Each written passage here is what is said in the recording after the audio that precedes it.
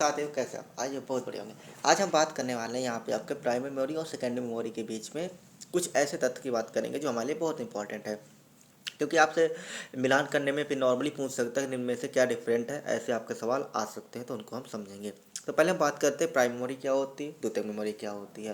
तो जो कंप्यूटर में सीधे तौर पे लगी होती है उसे प्राइमरी मेमोरी कहते हैं, और सेकेंडरी मेमोरी जैसे आपका हार्ड डिस्क वगैरह हो जो बाहर से भी लगाई जाती है उनको हम बोलते हैं सेकेंडरी मेमोरी बोलते हैं। जो स्टोरेज का काम करती हैं उन्हें सेकेंडरी मेमोरी बोलते हैं, स्पेशली याद रखना है आपको, ठीक है। अब बात करते हैं प्राइमरी मेमोरी में कुछ ऐसे तथ्य जो आपके लिए बहुत इंपॉर्टेंट है कि यह एक वोलेटाइल होती है, यानी प्राथमिक मेमोरी वोलेटाइल होती है, जिसका अर्थ है कि जब कंप्यूटर बंद हो जाता है तो डेटा खो जाता है। एक प्रकार से कह सकते हो अस्थायी मेमोरी होती है, ठीक है। इसकी छोटे स्टोरेज क्षमता होती है। आपको पता है कि प्राथमिक मेमोरी में ज़्यादा नहीं होती, आपको पता होगा रैम आपके 2 GB, 8 GB, 4 GB ऐसे होती है, या 32 GB हो सकती है, 16 GB हो सकती है, ऐसे होती है ना। तो ज़्यादा मतलब इनकी स्टोरेज क्षमता नहीं होती है, यानी प्राथमिक मेमोरी की स्टोरेज क्षमता द्वितीयक मेमोरी की तुलना में बहुत कम होती है, और ये महंगी भी होती हैं। महंगी होने के कारण यह द्वितीय मेमोरी की तुलना में थोड़ी अधिक महंगी होती हैं, जिनकी वजह से इनका लोग ज़्यादा उपयोग नहीं करते। मतलब थोड़ी जितना की जरूरत पड़ जाए, जितना कंप्यूटर चल सके उतना ही लगा लेते हैं, ज़्यादा नहीं लगाते। आगे बात करते हैं तेजी एक्सेस। इनमें स्पीड एक्सेस करने की स्पीड जो होती है ज़्यादा होती है, यानी सेकेंडरी मेमोरी की तुलना में स्पीड काफ़ी अच्छी होती है। रैम प्राथमिक मेमोरी में रैम रैंडम एक्सेस मेमोरी शामिल होती है, यानी रैम आपकी क्या है, प्राथमिक मेमोरी होती है, जिसको आप यहाँ से क्वेश्चन ये बन सकता है कि रैम किस प्रकार की मेमोरी है। तो रैम एक वोलेटाइल मेमोरी है, ये आपको याद रखना है। आगे बात करते हैं हम सेकेंडरी मेमोरी का, नहीं जिसको द्वितीयक मेमोरी या एक्सिलरी मेमोरी कहते हैं, सहायक मेमोरी के नाम से भी जानते हैं। तो सहायक मेमोरी जितनी भी होती है नॉन वोलेटाइल होती है, यानी इस पर क्या होता है, कंप्यूटर बंद होने पर डाटा सुरक्षित रहता है, इनको हम बोल सकते हैं स्थायी मेमोरी, ठीक है। बड़ी स्टोरेज क्षमता होती है इनमें। तो याद रखो सेकेंडरी मेमोरी में क्या होता है, ज़्यादा स्टोरेज क्षमता होती है, यानी इसमें ज़्यादा से ज़्यादा डाटा रख सकते हैं। आपको पता होगा कि आपका 64 GB मोबाइलों में होता है ना, रैम होती है, तो 4 GB हो गई, 64 GB, 128 GB, 216, ऐसे मतलब दो कितनी सारी होती है, बहुत सारी होती है, ठीक है। आगे बात करते हैं यहाँ से, ये सस्ती आती हैं, यानी ज़्यादा महंगी नहीं होती, सस्ती होती है। आपको SD कार्ड वगैरह आपने लिए होंगे यदि, तो जो मेमोरी कार्ड होता है ना, छोटा चिप होता है, कितना सस्ता मिल जाते हैं। आपका पेन ड्राइव हो गया ना, पेन ड्राइव कितने की मिल जाती है आपको, 32 GB, 64 GB के, 250-300 में मिल जाती है, आसानी से मिल जाती है ना।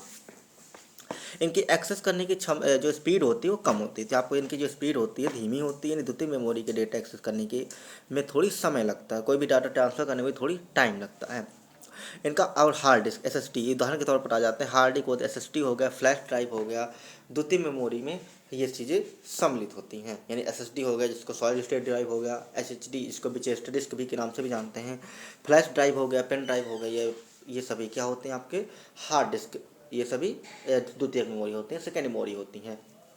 अब यहाँ से बात करते हैं एक नए क्वेश्चन की, जो नए क्वेश्चन आपके यहाँ पे ये है, सिमोस चिप और मदरबोर्ड क्या है। आपको ये हमें इंपॉर्टेंट लग रहा था, सिमोस चिप अभी तक एग्जाम में नहीं आया है, बट हमें उम्मीद है कि मार्च वाले जो एग्जाम हो सकता है उसमें शायद आ जाए, या फिर आगे वाले एग्जाम में आ सकता है, ठीक है। क्योंकि इतने सारा कंटेंट, इतना मतलब कंटेंट थोड़ी सीमित है, और एग्जाम बहुत सारे हो जाते हैं UPSC प्लस के पास, तो उन्हीं क्वेश्चनों को घुमा घुमा के इसलिए उसने पैटर्न बदल दिया है। पहले आपको पता होगा पैटर्न बिल्कुल सीधे सीधे सवाल पूछता था, अब सीधे सीधे नहीं पूछता। आप पूछ सकता है डिफरेंशियल, पूछ सकता है डिफरेंट पूछ लेता है, या फिर मिलान करिए ऐसे पूछ लेता है। क्या करिए, उसके पास भी कुछ ऐसे कारण है कि वो पूरे इतने कम सिलेबस में कैसे क्वेश्चन बनाए, ठीक है। अभी नए क्वेश्चन आपका सिमोस चिप और मदर बोर्ड। तो हम पहले बात करते हैं सिमोस चिप और मदरबोर्ड। तो ये आपको याद है कि सिमोस चिप और मदरबोर्ड दोनों क्या होते हैं, कंप्यूटर के महत्वपूर्ण घटक होते हैं जो उनको नियंत्रण करने का काम करते हैं। पहले हम चर्चा करेंगे सिमोस चिप के बारे में, ठीक है। पहले हम किसके बारे में बात करते हैं, सिमोस चिप के बारे में। तो सिमोस चिप एक प्रकार का माइक्रो प्रोसेसर है जो कंप्यूटर के सेंट्रल प्रोसेसिंग यूनिट यानी CPU में उपयोग किया जाता है। यह चिप कंप्यूटर के सभी कार्यों को नियंत्रित कर और संचालित करती हैं, जैसे कि डेटा प्रोसेसिंग, मेमोरी एक्सेस करना, इनपुट आउटपुट ऑपरेशन आदि। तो सिमोस चिप का काम क्या होता है, बिल्कुल प्रोसेसिंग की तरह होता है, बिल्कुल इस तरह काम करती है कि डेटा का प्रोसेसिंग करने में, मेमोरी एक्सेस करने में, इनपुट आउटपुट में भी ये उपयोग आती है। अब बात करते हैं सिमोस चिप के कुछ ये जो फीचर्स हैं, विशेषताएं हैं, कि इसमें इसका प्रोसेसिंग क्षमता अच्छी होती है, उच्च प्रदर्शन होता है। सिमोस चिप में उच्च प्रदर्शन प्रदान करती है, कंप्यूटर कार्यों को तेज़ी से निष्पादित करती है, यानी प्रोसेस करते हैं। इनमें कम ऊर्जा खपत होती है, यानी सिमोस चिप कम शक्ति की खपत करती है और कंप्यूटर के तापमान को नियंत्रित करती है। मतलब ज़्यादा इनमें एनर्जी नहीं लगती, क्योंकि ज़्यादा एनर्जी नहीं लगेगी तो टेम्परेचर ज़्यादा नहीं निकलेगा, यानी हीट ज़्यादा नहीं निकलेगी। क्योंकि आपको पता है कि जब ज़्यादा एनर्जी लगती है तभी आपका हीट ज़्यादा जनरेट होती है। विभिन्न अनुप्रयोगों में उपयोग, यानी आपका यहाँ पे जो सिमोस चिप का है कि सिमोस चिप विभिन्न अनुप्रयोगों में उपयोग की जाती है, जैसे कि डेस्कटॉप कंप्यूटर में, लैपटॉप में, मोबाइल डिवाइस में आदि में। अब बात करते हैं हमारा मदरबोर्ड। तो मदरबोर्ड आप सभी ने नाम सुना होगा, ये मदरबोर्ड की तरह भी सिमोस चिप ही होता है, मतलब एक सेम जैसे एक दूसरे के भाई भाई कह सकते हो ना, ऐसे होते हैं। तो मदरबोर्ड क्या होता है कि मदरबोर्ड कंप्यूटर का मुख्य सर्किट बोर्ड है जो कंप्यूटर के सभी घटकों को जोड़ता है और उन्हें एक दूसरे के साथ संचार करने में मदद करता है। आपको पता होगा सीपीयू में हम कीबोर्ड मदरबोर्ड से जोड़ते हैं बाहर पैनल के द्वारा, पोर्ट के द्वारा, माउस भी वहीं से मदरबोर्ड से जोड़ते हैं, चिप लगाना हुआ तो वहीं से जोड़ते हैं, इंटरनेट कनेक्टर हो तो वहीं से जोड़ते हैं ना, सब मदरबोर्ड से जुड़ा होता है ना। तो मदरबोर्ड में विभिन्न घटक होते हैं, जैसे कि सिमोस चिप भी क्या आता है, मदरबोर्ड के अंदर ही आता है, याद रहे, ठीक है। और मेमोरी स्लॉट हो गए, जहाँ पे मेमोरी कार्ड लगाते हैं ना, मेमोरी कार्ड मतलब मेमोरी स्लॉट का वो नहीं, जहाँ रैम रोम लगाई जाती है, बड़े बड़े स्लॉट होते हैं, वहाँ पे मेमोरी स्लॉट बोलते हैं ना। एक्सटेंशन स्लॉट होते हैं और इनपुट आउटपुट पोर्ट होते हैं, जहाँ पे हम माउस कीबोर्ड प्रिंटर वगैरह के यूएसबी पोर्ट में डिवाइसेस ऐड करते हैं, यानी उनसे कनेक्ट करते हैं ना। तो ये सब चीज़ें आती हैं आपके मदरबोर्ड के अंदर, ठीक। आगे बात करते हैं मदरबोर्ड्स के फीचर्स क्या हैं। तो जैसे आपके सिमोस चिप के फीचर्स है, वैसे मदरबोर्ड के भी फीचर्स काफ़ी सारे हैं। तो इसमें कौन सा फीचर, जैसे आपका कंप्यूटर के घटकों को जोड़ना, मदरबोर्ड क्या करता है कि कंप्यूटर के सभी घटकों को जोड़ता है, यानी सभी डिवाइसेस को कनेक्ट करने का काम करता है। इसमें विभिन्न घटकों को समर्थन, तो मदरबोर्ड विभिन्न घटकों को समर्थन करते हैं, CMOS chip, memory slot, expansion slot आदि सभी को यह क्या करता है, सपोर्ट करता है। कंप्यूटर के प्रदर्शन को बढ़ाना, यानी कंप्यूटर के स्पीड को और प्रोसेसिंग क्षमता को बेहतरीन करना और स्पीड लाने के लिए मदरबोर्ड बहुत लाभकारी होता है, बहुत सहायक होता है, यह कार्यों को तेज़ी से करने में मदद करता है, ठीक है। तो ये आपका चीज़ें थी आपकी मदरबोर्ड संबंधी तथ्य। अब बात करते हैं बायोस। तो बायोस का नाम आप सभी ने जरूर सुना होगा। बायोस को हम क्या कहते हैं, बेसिक इनपुट आउटपुट सिस्टम के नाम से जानते हैं। तो बायोस क्या करता है, एक फर्मवेयर होता है, आपसे क्वेश्चन पूछ सकता है बायोस क्या है, तो एक फर्मवेयर है, याद रहे, जो कंप्यूटर के हार्डवेयर घटकों को नियंत्रित और संचालित करता है। यह कंप्यूटर के बूट प्रक्रिया के दौरान लोड होता है और कंप्यूटर के हार्डवेयर घटकों को पहचानने और उन्हें नियंत्रित करने के लिए जिम्मेदार होता है, ठीक है। तो बायोस बहुत सिंपल चीज़, बायोस को सिर्फ इतना पूछा जाएगा बायोस क्या है, तो बेसिक इनपुट आउटपुट सिस्टम है जो डिवाइस को कनेक्ट करने का काम करता है, ये एक फर्मवेयर होता है, याद रहे आपको, यानी फ्रेम की तरह होता है। आगे बात करते हैं बायोस के मुख्य कार्य क्या होते हैं। तो बायोस के मुख्य वर्क आपको समझ में आ गया तो उसको समझने की ज़्यादा दिक्कत नहीं होगी।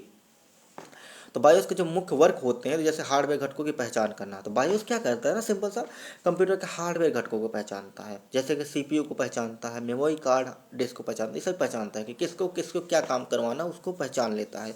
हार्डवेयर घटकों को नियंत्रण करता है, मतलब ये इनको कंट्रोल करता है किससे में क्या काम करना। मान लो अपने डिवाइस में कंट्रोल कीबोर्ड लगा रखा है, तो कीबोर्ड से क्या काम होता है, टाइपिंग का होता है, तो उसको पता है कि हमें कीबोर्ड से टाइपिंग ही करवानी है, कीबोर्ड से और ज़्यादा कोई काम थोड़ी ना करवाएगा, डिस्प्ले थोड़ी ना करवाएगा। तो ये काम क्या होते हैं, ये नियंत्रण करने का काम करता है। तो कौन करता है आपका, ये बायोस करता है, ठीक है। माउस डिस्प्ले आदि सभी को नियंत्रित करता है। अब बात करते हैं बूट प्रक्रिया में। तो बायोस जो होता है कंप्यूटर की बूट प्रक्रिया को नियंत्रित करता है, जिसमें ऑपरेटिंग सिस्टम को लोड करना शामिल होता है। जैसे आपका ऑपरेटिंग सिस्टम तुरंत कंप्यूटर ओपन हुआ, ओपन होने के बाद थोड़ी देर में तुरंत आपका उसमें ऑपरेटिंग सिस्टम अपलोड हो जाता है। आपने बटन प्रेस किया तो कितने तुरंत उसमें लिख किया जाएगा Windows powered by Windows, powered by Android, ऐसे लिख के आता ना, तो वो उसको ऑपरेट करना होता है, उसको एक लोड करने के लिए हेल्प करता है बायोस। कॉन्फ़िगरेशन में भी यूज होता है। तो बायोस का क्या होता है, कंप्यूटर के हार्डवेयर घटकों को कॉन्फ़िगरेशन को नियंत्रित करता है, जैसे कि डिस्प्ले रिजोल्यूशन, कीबोर्ड लेआउट आदि। जब कीबोर्ड में लेआउट में कौन सा लेआउट कहाँ से यूज करना, वो सब चीज़ें नियंत्रित करने का काम करता है, ठीक है। अब कुछ चीज़ें आती है कि बायोस के टाइप्स क्या होते हैं। तो बायोस के टाइप्स की भी चर्चा कर लेते हैं, जो काफ़ी इंपॉर्टेंट है। तो बायोस को टाइप क्या होता है, लेगेसी बायोस होता है। तो यह पारंपरिक बायोस है जो पुराने कंप्यूटर में उपयोग किया जाता है, मतलब पहले के समय में उपयोग किए जाने वाला बायोस क्या है, लेगेसी। आपसे बात करें कि UEFI बायोस, यह एक आधुनिक बायोस है जो UEFI यानी यूनिफाइड एक्सटेंसिबल फर्मवेयर इंटरफेस होता है, यानी प्रोटोकॉल का उपयोग करता है। तो ये आपको याद है, तो ये इनकी दोनों इंपॉर्टेंट है कि पहला पुराना वाला नया बायोस क्या है, तो पूछा जा सकता है। फ्लैश बायोस की बात करते हैं तो फ्लैश बायोस क्या है, यह एक प्रकार का बायोस है, यानी BIOS basic input output system है जो फ्लैश मेमोरी में संग्रहित किया जाता है और आवश्यकता अनुसार अपडेट किया जा सकता है, पेन ड्राइव वगैरह में रखा जाता है, ठीक है। अब बात करते हैं कंप्यूटर की कार्य क्षमता माप की जा सकती है, मतलब किससे मापी जाती है। एक अगला क्वेश्चन है आपका, ये अगला क्वेश्चन है कंप्यूटर कार्य क्षमता की माप निम्न में से हो सकती है, मतलब किसके द्वारा हो सकती है। तो कंप्यूटर कार्य क्षमता की माप आप कह सकते हैं क्लॉक स्पीड के द्वारा, मतलब उसमें जो घड़ी लगी होती है, या बेंच मार्किंग के द्वारा कर सकते हैं। तो ये